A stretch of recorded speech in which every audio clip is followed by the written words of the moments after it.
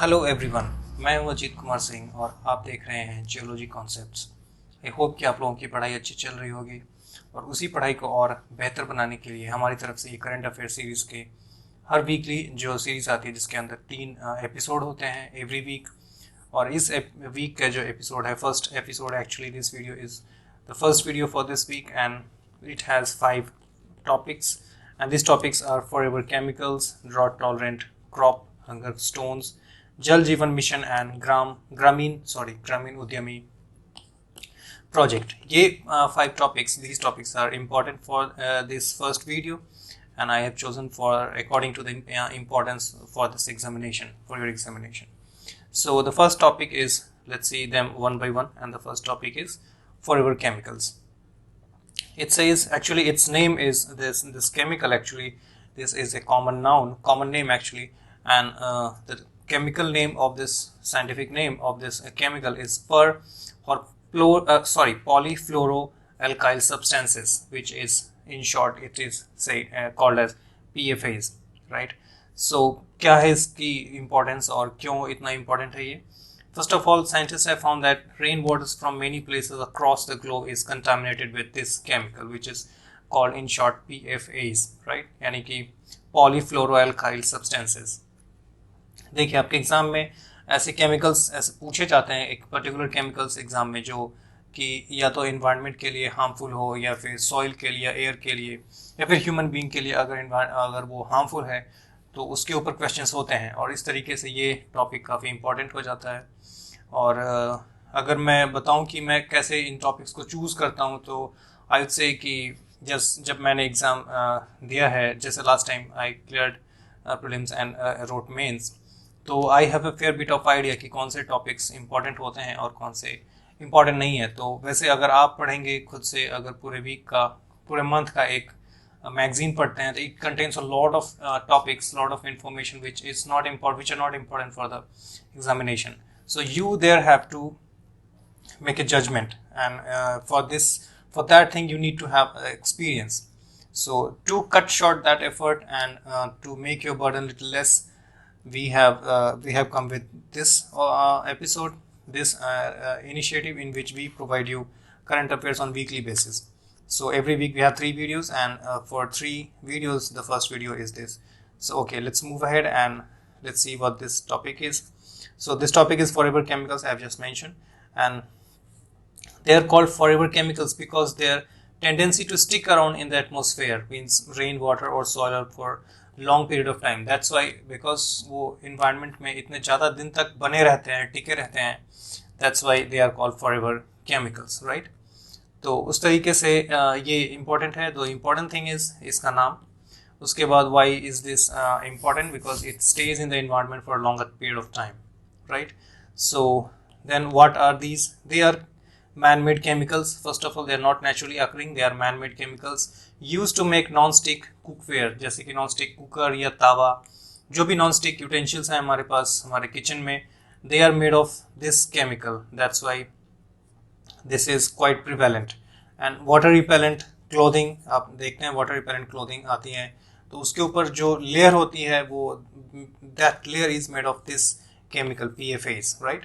So then stain resistant fabrics, cosmetics, firefighting foams होना चाहिए, यहाँ पे foams लिखा है, sorry, and many other products that resist grease, oil and water. तो उन सारी चीज़ों में ये यूज़ होता है. तो आप ये actually this paragraph is very important, क्योंकि एग्जाम में जब भी अगर इस केमिकल के बारे में क्वेश्चन आता है तो वहाँ पे लिखा होगा कि ये कहाँ कहाँ मिल सकता है ना, किस किस का ये कॉन्स्टिट्यूएंट पार्ट है, तो वहाँ पे ये चीज़ें लिखी हो सकती हैं. तो you have to be very careful. जैसे ही आप इस वीडियो को देखें या फिर नोट बनाएं या स्क्रीनशॉट लें, तो there you have to mention कि ये कहाँ कहाँ मिल सकता है, ठीक है. They can migrate to soil, water, air during its production and use. Obviously जिस फैक्ट्री में यूज़ होता है वहाँ पे प्रोड्यूस होता है, जहाँ पे प्रोडक्शन होती है इनकी, और जहाँ पे घरों में हम यूज़ करते हैं, तो उन हर सोर्स से ये सॉइल, वाटर, एयर, हर जगह ये लीक करके पहुँच सकता है. And they remain in the environment for longer period of time. That's why they are called forever chemicals, right? उसके बाद इसके harmful effects क्या है? Decreased fertility, obviously, इससे फर्टिलिटी कम हो जाती है। Developmental effects in children, infertility sorry interference with body hormones, obviously hormones की वजह से ही फर्टिलिटी में चेंज आएगा, तो हार्मोन्स में तो इफेक्ट आएगा ही हार्मोन्स के ऊपर। Increased cholesterol level and increased risk of some cancer, तो ये सारे इसके हार्मफुल इफेक्ट्स हैं। देन इसको कैसे इससे निजात पाया जा सकता है, यानी how can we remove this chemicals. So first is incineration, means जला के। बहुत सारी जो पॉल्यूटेंट्स होते हैं उनको अगर जला दिया जाए तो उनसे छुटकारा मिल जाता है हमें। But in this case actually होता क्या है कि आप देखते हैं कि this non stick utensils they can be heated to a very high temperature, और वहाँ पे भी वो ब्रेक डाउन नहीं होते हैं। तो मतलब है कि इसको जला के तो हम ख़त्म नहीं कर सकते, because they are very stable products, they are very stable chemicals. So the common method of destroying PFAS is incineration, but most PFAS are remarkably resistant to being burned. तो उसको क्या हम मतलब ये केमिकल्स जो है उनको जला के ख़त्म नहीं कर सकते, ठीक है। उसके बाद that's the reason why they are use in fire fighting foams. यहाँ पे फोम्स ही था वहाँ पे, जो यहाँ पे फोम्स कहीं पे दिखा था हमें, यहाँ पे ये फोम्स है, ठीक है। तो इस तरीके से ये जो है इसको हम जला के तो ख़त्म नहीं कर सकते, क्योंकि 2730 डिग्री फ़ारेनहाइट तक इसको हम ख़त्म नहीं कर सकते, right. Then the next thing come is super critical water oxidation. Scientist ने कुछ ऐसे सुपर क्रिटिकल वाटर ऑक्सीडेशन निकाला है। ये एक टेक्निक है जो इन PFAS को ख़त्म कर देगा। High temperature and high pressure change the state of water accelerating chemistry in a way that it can destroy hazardous substances. तो ये एक मेथड है सुपर क्रिटिकल वाटर ऑक्सीडेशन, जिसके अंदर हाई टेम्परेचर एंड प्रेशर पे वाटर से treat किया जाता है इन केमिकल्स को, तो उसको डिस्ट्रॉय कर देते हैं। देन प्लाज्मा रिएक्टर, प्लाज्मा का मतलब ही होता है कि हाई टेम्परेचर जहाँ पे वो जो आइटम है वो मेल्ट हो जाए, तो उससे भी हम इसको ख़त्म कर सकते हैं। देन कम्स फिल्ट्रेशन, क्योंकि उसको फिल्टर किया जा सकता है रेन वाटर से। Activated carbon in the rain water harvesting system, activated carbon रखेंगे, क्योंकि इस एक्चुअली क्या होता है कि ये जो PFAS है इसमें फ्लोरीन बॉन्ड होता है, ठीक है। और फ्लोरो हमने वहीं पे देख लिया था, फ्लोरो मतलब फ्लोरीन, और fluorine makes a very strong bond with carbon, ठीक है। और इस कार्बन को जैसे एक्टिवेटेड कार्बन हम यूज़ करेंगे वाटर हार्वेस्टिंग में, तो ये कार्बन के इस फ्लोरीन के साथ बॉन्ड बना लेगा, और इस उसको जो इम्प्योर जो पोल्यूटेंट है, जो हार्मफुल केमिकल फ्लोरीन की वजह से ही होता है, तो ये फ्लोरीन को वहाँ से फिल्टर कर लेगा। So that's how it is filtered. तो ये सारी चीज़ें हैं जिसकी वजह से हम इसको ख़त्म कर सकते हैं। और yes, so this was about this topic. यहाँ पे हमने देख लिया कुछ इंपॉर्टेंट चीज़ें, जैसे इसका के नाम हमने देख लिया। देन ये क्यों लॉन्ग टर्म इफेक्ट डालता है। देन इसके सोर्सेज क्या क्या हैं, which is very very important, इसके सोर्सेज, ठीक है। उसके बाद हमने देख लिया इसके हार्मफुल इफेक्ट्स क्या हैं, ठीक है। एंड देन इसको रिमूव करने के क्या क्या टेक्निक्स हैं। जला के भी कर सकते हैं बट नॉट ऑलवेज, क्योंकि बहुत सारे केमिकल्स ऐसे PFAS हैं जो जला के ख़त्म नहीं किए जा सकते। Then we have super critical water oxidation, जिसमें पानी का हम यूज़ करते हैं। देन फिल्ट्रेशन, देन प्लाज्मा से भी हम इसको ख़त्म कर सकते हैं। Filtration is also there. So ये सारे टेक्निक्स हैं जिसकी मदद से हम इसको रिमूव कर सकते हैं पॉल्यूटेंट को। Then the next topic is supercharged biotech rice. ये राइस की एक वैरायटी है जिसको जेनेटिकली मॉडिफाई किया गया है, और ये चाइना ने बनाया है। चाइनीज़ एग्रीकल्चर साइंसेस वहाँ के एक ऑर्गेनाइजेशन है जिसके साइंटिस्ट ने इसको बनाया है। एक्चुअली इसके अंदर 40% मोर ग्रेन मिलेगा, बस इतना ही है इसके अंदर सुपरचार्ज बायोटेक राइस। और इसको जो यहाँ पे इंपॉर्टेंट चीज़ है वो फर्स्ट ये कि ये चाइना ने बनाया है, और ये 40% मोर ग्रेन देगा। इसके जो प्रोडक्शन है उसको 40% बढ़ जाएगी। और कैसे किया है, हाउ, ये बनाया कैसे है। तो एक्चुअली हमारे पास भी जेनेटिकली मॉडिफाइड आइटम है, क्रॉप, यानी कि जो हम इंडिया में है, जैसे कि BT cotton has been in production, and BT soybean is also there. तो इसके अंदर हमने क्या किया है कि एक बाहर से एक फॉरेन जीन को ला करके, फॉरेन DNA को ला करके, उसका जो एक पार्ट है DNA का उसको लेकर के, और हमने इसके अंदर डाला है। But in case of this rice, इसके अंदर उसी का एक नेटिव जीन को ही अगेन कॉपी करके डाल दिया गया है, तो इसमें कोई फॉरेन एलिमेंट नहीं है। That's why that is the difference between BT cotton and this supercharged rice. तो ये उसके बीच का डिफरेंस है। उसके बाद इंडिया में अगर देखें हम राइस की स्टेटस क्या है इंडिया में राइस प्रोडक्शन की, so the world's largest exporter of rice, India is the world's largest exporter of rice, and China is the largest producer of rice and Vietnam is the second largest producer of rice. तो ये 3 important चीज़ें यहाँ पे मैंने mention कर दी हैं. ये volume आपको याद रखने की ज़रूरत नहीं है कितना प्रोड्यूस किया है हमने, बट हमें ये पता होना चाहिए कि India is the world's largest exporter of rice and Vietnam is second largest, बस China is the largest producer of rice. ठीक है, उसके बाद हम नेक्स्ट टॉपिक पे आते हैं which is drought tolerant crop. हमने एक ऐसा बना लिया है क्रॉप, एक ये वीड है जो कि ड्रॉट टॉलरेंट है, मतलब इसके अंदर कुछ जेनेटिकली मॉडिफाई किया गया है कुछ, जिसकी वजह से ये ड्रॉट अगर आए तो ये सरवाइव कर जाएगा. उसका नाम है पोर्टुलाका ओलेरासिया. ये नाम बहुत ही अजीब सा है, ऑब्वियसली ये इंडिया वालों ने नहीं बनाया होगा क्योंकि ऐसा नाम तो हम देते नहीं. हम तो नाम क्या देते हैं इसको, कुछ बीजेपी वालों ने जैसा नाम देना हर चीज़ को देखा है. जैसे अभी एक हम आगे पढ़ेंगे कि एक PMBJP ऐसे करके भी एक स्कीम आ गई है, तो इनका नाम देने का तरीका तो बहुत ही यूनिक है. पर ऑब्वियसली जैसा कि नाम है तो ये इंडिया का तो नहीं है. Recently study has noted that common weed named portulaca oleracea commonly known as purslane. ठीक है, ये इसका कॉमन नेम है purslane. Offers important clues about creating drought tolerant crops in a world beset by climate change. Obviously climate change की वजह से क्या है कि टेम्परेचर बढ़ रहा है, और टेम्परेचर बढ़ने की वजह से क्या होगा कि ड्रॉट्स होंगे बहुत सारी जगहों पे. तो जो वहाँ की ऑलरेडी जो अभी वहाँ पे जो क्रॉप्स हैं वो उनको पानी कम मिलेगा. तो हमारे को ऐसी क्रॉप चाहिए, ऐसी वैरायटी चाहिए जो उस कम पानी में भी, वहाँ पे जो कम वाटर अवेलेबिलिटी के अंदर भी वो अच्छे से परफॉर्म कर सके और अच्छी प्रोडक्शन दे सके. उसके लिए हमें उसके अंदर कुछ चेंजेस करनी होंगी, और वो हमें इस वीड की वजह से पता चल रहा है. उस वीड में जो ऐसी कुछ चीज़ें हैं जो साइंटिस्ट को क्लूज दे रही हैं. येल यूनिवर्सिटी साइंटिस्ट हैं, येल यूनिवर्सिटीज़ के लोग, यूनिवर्सिटी के साइंटिस्ट हैं जिन्होंने ऐसा एक मेटाबॉलिक पाथवेज बनाया है जो कि ये एक different photosynthesis, A novel type of photosynthesis देगा that enables the wheat to withstand drought while remaining highly productive. तो ये एक डिफरेंट टाइप के फोटोसिंथेसिस की वजह से हो रहा है. और ये तो यहाँ पे इस पे जो इम्पोर्टेंट चीज़ है याद रखने के लिए वो ये है कि इसका नाम है पर्सलेन. ये एक वीड है और येल यूनिवर्सिटी के साइंटिस्ट ने इसको बनाया है, और ये फोटोसिंथेसिस के मेथड में चेंज ला करके ये ऐसा किया जा सकता है. So the next topic is hunger stone. Hunger stone ये तो काफ़ी यूनिक चीज़ है कि पहले जब हमारे पास इंस्ट्रूमेंट्स नहीं होते थे कि मेजर करने के लिए डेप्थ ऑफ वाटर, तो हम वहाँ पे क्या करते थे, हमने जो as a humanity civilization, Europe के लोग क्या करते थे कि जैसे ही वहाँ पे कभी पानी का लेवल नदी में, तालाब नदी में कम होता था तो वो लोग वहाँ पे एक मार्क कर देते थे. वहाँ के जो पत्थर होते थे नदी के अंदर, उसके ऊपर वो मार्क कर देते थे. तो उससे पता चल जाता था कि अगली बार नेक्स्ट टाइम अगर वहाँ पे फिर से पानी कम हुआ तो वो पत्थर हमें दिख जाएगा, तो हमें समझ में आ जाएगा कि okay now we are in the danger zone, कि हमारे पास पानी बहुत कम हो चुका है और इसकी वजह से हमें सतर्क रहना चाहिए.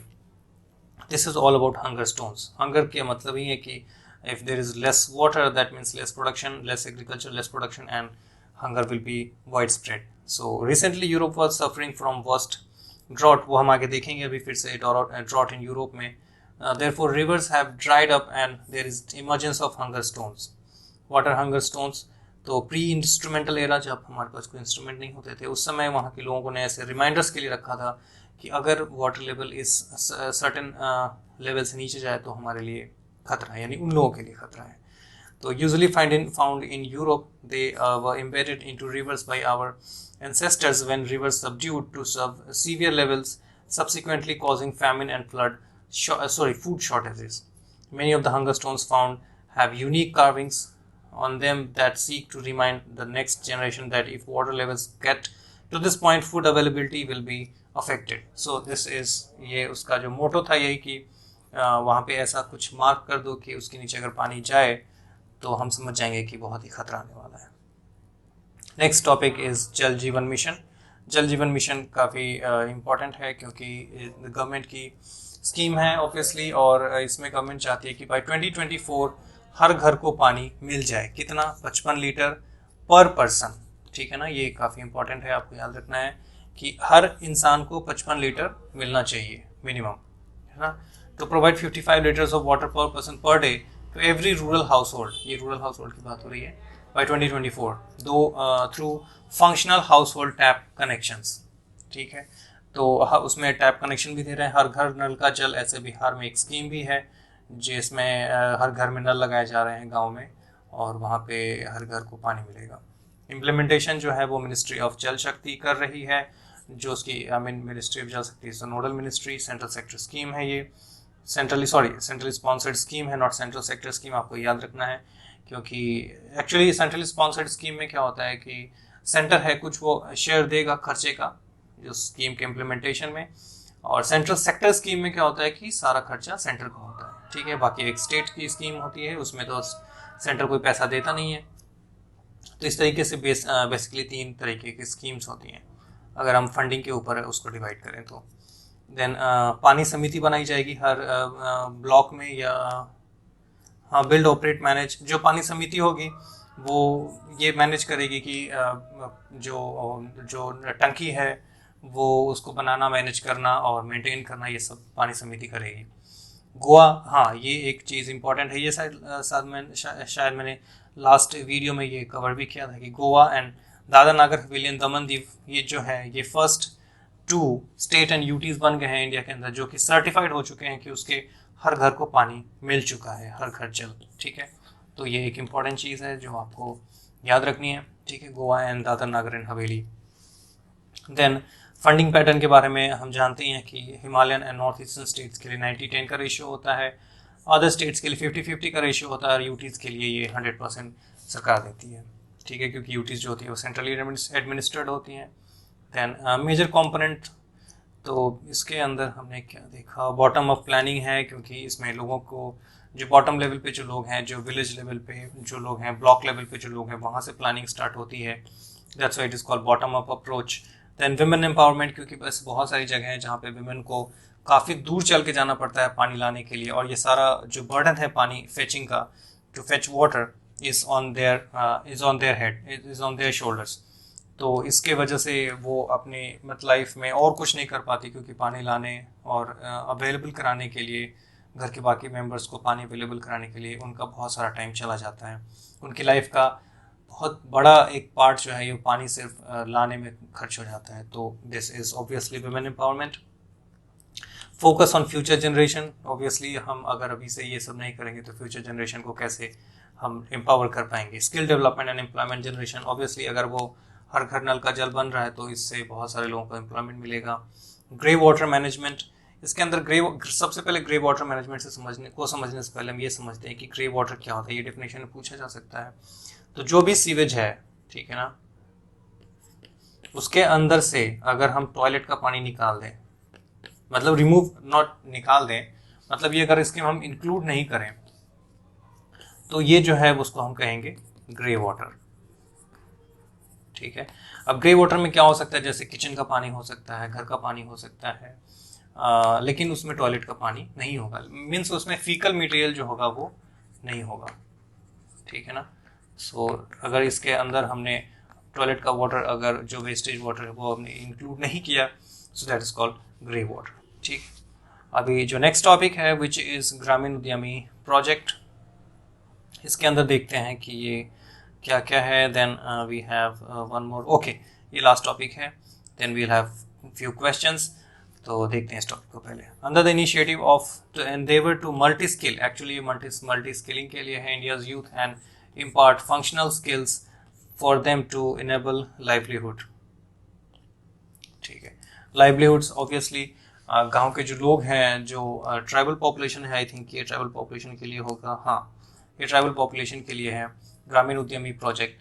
तो उनको एक स्किल दिया जा रहा है इसके थ्रू, ताकि वो अपनी लाइफ को और बेहतर बना सके, और इंडिया एज ए कंट्री बहुत सारा ऐसे ह्यूमन रिसोर्स है उसको टैप कर सके और उसको मेन स्ट्रीम इकोनॉमी में इंटीग्रेट कर सके। उसके लिए ग्रामीण उद्यमी प्रोजेक्ट है ये। ठीक है, what is national skill development corporation, इसके अंदर हम बाद में आएंगे, पहले हम देखते हैं कि ये प्रोजेक्ट है क्या। पहले first of all it is a unique multi skilling project funded by NSTC, अभी हम NSTC देख लेंगे ऊपर चल के, aims to train 450 tribal students in Madhya Pradesh and Jharkhand. ठीक है, तो ये एक नया स्कीम है जिसके अंदर 450 ट्राइबल स्टूडेंट्स एक्चुअली ये काइंड ऑफ पायलट प्रोजेक्ट है, जिसके अंदर मध्य प्रदेश और झारखंड से 450 ट्राइबल स्टूडेंट्स को ट्रेन किया जाएगा। ठीक है, वैसे ये प्रोजेक्ट 6 स्टेट्स में इम्प्लीमेंट किया जा रहा है, महाराष्ट्र, राजस्थान, छत्तीसगढ़, मध्य प्रदेश, झारखंड एंड गुजरात। ठीक है, तो इन सारे स्टेट्स में ये इम्प्लीमेंट किया जाएगा। जो सिग्निफिकेंस है इसका, that I need to increase ownership at the tribal level so that there is awareness built around such schemes and initiatives. And as there is so much potential and ability in the tribal youth, we all need to do is lay down the right avenues for them. Obviously वहाँ पे ability है, उनके अंदर skill है, और इतनी सारी population हमारी ऐसी है जो मेन स्ट्रीम इकोनॉमी के अंदर जो इकोनॉमिक एक्टिविटीज़ हैं उसमें अगर इंटीग्रेटेड नहीं है, तो अगर हम उनको इंटीग्रेट कर लेते हैं तो अगर हमारा जो वर्क फोर्स है वो काफ़ी स्ट्रेंथन हो जाएगा। और इंडिया को वैसे भी हम जान रहे हैं कि 2023 तक, मैंने अपने one of the last videos में मैंने ये मेंशन किया है कि 2023 तक इंडिया जो है वो चाइना से भी आगे निकल जाएगी, इंडिया की जो पॉपुलेशन है वो। ठीक है, तो इंडिया की पॉपुलेशन अगर चाइना से आगे निकल जाती है तो इसके लिए हमारे लिए ये एक बहुत बड़ा बर्डन हो जाएगा कि हम अपने पॉपुलेशन को प्रॉपर्ली स्किल कर सकें, उनको स्किल दे सके, एम्प्लॉयमेंट जनरेशन के लिए उनके लिए स्कोप बना सके, ताकि वो आगे चल के हमारे लिए बर्डन ना बने। Now will go to the NSDC कि ये क्या है। This is a non profit public limited company established on 31st of July 2008 under companies act 1956। तो ये एक नॉन प्रॉफिट कंपनी है जो कि कंपनी एक्ट 1956 में अंतर्गत ये बनाई गई है। ठीक है, इसके अंदर जो फंडिंग है वो 51% जो है प्राइवेट ओनरशिप है एंड 49% वो गवर्नमेंट का है, which is ministry of skill development and entrepreneurship MSDE। तो दो स्टेक होल्डर्स हैं इसमें, ministry of skill development and एक प्राइवेट सेक्टर भी है इसके अंदर जो कि 51% शेयर रखता है इसका। तो इस तरीके से हमने देखा कि ये कैसे ट्राइबल्स को स्किल देने के लिए ये बनाया जा रहा है, ग्रामीण उद्यमी प्रोजेक्ट। ठीक है, so the next is objective. अगर इसका हम देखें तो increase in rural local economy, obviously ये रूरल लोकल जो इकोनॉमी है उसको इम्प्रूव करेगी। एनहांस एम्प्लॉयमेंट अपॉर्चुनिटीज़, ऑब्वियसली अगर स्किल अगर लोगों के पास है तो ये उनके लिए एम्प्लॉयमेंट जनरेशन का काम करेगा। रिड्यूस फोर्स्ड माइग्रेशन, हाँ ये एक बहुत अच्छी बात है कि ऐसी बहुत एक हम देख रहे हैं कि हमारी सिटीज़ जो है वो ओवर क्राउडेड है। ठीक है ना, क्योंकि जैसे दिल्ली, मुंबई, इन सारी जगहों पे आप रहते हैं, बहुत सारे आप लोग रहते होंगे, तो आपने देखा होगा कि बहुत छोटे छोटे शहरों से जो लेबर्स हैं वो आते हैं, और यहाँ पे उनकी जो लाइफस्टाइल है वो कितनी बेकार होती है, कैसे ओवर क्राउडेड प्लेसेस में रहते हैं, उनको पीने के लिए पानी या फिर इलेक्ट्रिसिटी या फिर कितना ख़तरा होता है बीमारी का भी, या फिर बहुत सारी चीज़ें ऐसे। तो उन सब से बचने के लिए वो अपने शहर में रह लें, अपने शहर तक ही आएँ, यहाँ तक नहीं आए, और उनको वहीं पे एम्प्लॉयमेंट की अपॉर्चुनिटीज़ मिल जाएं। ठीक है, और कंजर्वेशन ऑफ नेचुरल रिसोर्सेज। तो ये सारी इनकी ऑब्जेक्टिव्स हैं। जो next topic, we do not have next topic actually. यहाँ पे मैंने वी हैव 3 क्वेश्चंस जो कि इस टॉपिक पे इस वीडियो से रिलेटेड होंगी। हो सकता है कि पिछले वीडियो से भी रिलेटेड हो। हम देखते हैं पहला क्वेश्चन स्टॉकहोम कन्वेंशन के ऊपर है। Regarding the Stockholm convention, consider the following statements. It is a global treaty to protect human health and environment from persistent organic pollutants। अभी जैसे हमने देखा कि जो हमारे पास फॉरएवर केमिकल्स थे, क्या उसके बारे में हमने जो पढ़ा, वो भी एक परसिस्टेंट केमिकल है जो कि एनवायरनमेंट में बहुत टाइम तक रहता है, पर वो एक काइंड ऑफ परसिस्टेंट है, हम उसको कह सकते हैं, but that is not come under persistent organic pollutant. तो इसको हम देखते हैं कि यहाँ पे क्या कह रहा है। It aims to clean up old stockpiles and equipment containing persistent organic pollutants and India does not ratify the Stockholm Convention। ये 3 ऑप्शंस हैं, आपको यहाँ पे मार्क करना है कि 1 2 3 4 में से कौन सा होगा। कमेंट सेक्शन में आप ज़रूर बताएं कि इसका आंसर क्या होने वाला है। ठीक है, so the next is, actually मैं यहाँ पे जो भी क्वेश्चन कवर करता हूँ वो आपके होमवर्क के जैसा होता है, आप इसको मार्क करके और कमेंट सेक्शन में मैंशन करें, तो it's will be good for you also. ठीक है, तो नेक्स्ट क्वेश्चन है question number 2, which is consider the following statements regarding Council of Scientific and Industrial Research। ये टॉपिक मैंने लास्ट वीक कवर किया था, तो उसके ऊपर एक है कि it is the largest research and development organisation in India and the prime minister is ex officio president of CSIR। तो इसके अंदर A और B चुनना था, ऑप्शंस मैं यहाँ पे दे देता हूँ, ओनली ए, ये फर्स्ट टॉपिक्स। मेरी राइटिंग बहुत ख़राब है और मैं थोड़ा जल्दी लिखने की कोशिश करता हूँ तो ये पूरा और बिगड़ जाता है। Only 1, only 2, both 1 and 2, and fourth none of them। अब मुझे ये बताएं कि इनमें से चारों में से कौन सा होगा। देन एक प्रीवियस क्वेश्चन लिया है मैंने, एक प्रीवियस क्वेश्चन लिया है यहाँ पे जो कि जीका वायरस के ऊपर है। प्रीवियस ईयर पेपर के बारे में अगर मैं बताऊं तो आप कोई भी एग्जाम अगर देने जा रहे हैं यूपीएससी या फिर और भी कोई, तो previous year papers are very very very important, क्योंकि हर साल मुझे ये पता है कि, और आप ट्रेंड में देख सकते हैं कि मिनिमम 5 क्वेश्चंस, 5 सवाल ऐसे होंगे आपके पेपर में हर साल जो प्रीवियस ईयर से आते हैं। तो 10 मार्क्स तो आपको वैसे ही मिल जाते हैं अगर आपने प्रीवियस 10 या 15 ईयर्स का जो पेपर है अगर वो लगा लिया है अच्छे से, अच्छे सॉल्यूशन देख करके ढंग से कर लिया है, तो आपके 10 मार्क्स तो ईजिली बन जाते हैं, ठीक है। और एटलीस्ट नहीं बनते हैं तो इतना तो हो जाता है कि आप उसको गलत नहीं करेंगे, है ना। तो ये सारी चीज़ें हैं, इसलिए previous year papers is very very, previous year papers are very important for your preparation, important part of your preparation. Then तो जीका वायरस के लिए फिर अगेन है कि ये ट्रॉपिकल रीजन में पाया जाता है। Zika virus disease is transmitted by the same mosquito that transmits dengue, and the second is sexual transmission of Zika virus disease is possible. तो आपको यहाँ पे देखना है कि इन चारों में से कौन सा सही है। तो that's it for this video. I want you guys to answer this question in the comment section and see you in the next video. Thank you. Thanks for watching.